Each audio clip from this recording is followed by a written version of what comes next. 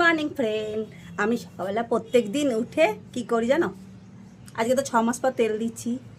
মরা অবধি তো টাকে একটাও চুল থাকবে না। আমাদের যা চুলের অবস্থা এখন চলছে দুনিয়াতে, যাই মাখছি চুলগুলো সব উঠে চলে যাচ্ছে। আগেকার যুগটাই বেশ ভালো ছিল। অন্তত পুকুর ঘাটে যেতাম, কাদা মেখে বসে থাকতাম, বাটি সাবান ইউজ করতাম মাথাতে, অন্তত টাকে চুল থাকতো।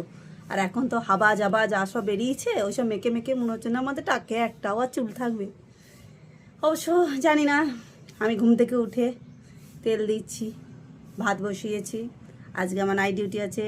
ননাকে নিয়ে এসি। ননা তো ভিডিওর সামনে তো আসবেই না, ভিডিও করবে না, কিছু করবে না। যদি ভিডিওটা অন করি চুপ, সাইলেন্ট। ওরা একদম ভালো লাগে না। তো যাই হোক, একটা কথা আমি কি বলবো, আমি নিজেই কি বলবো জানি না।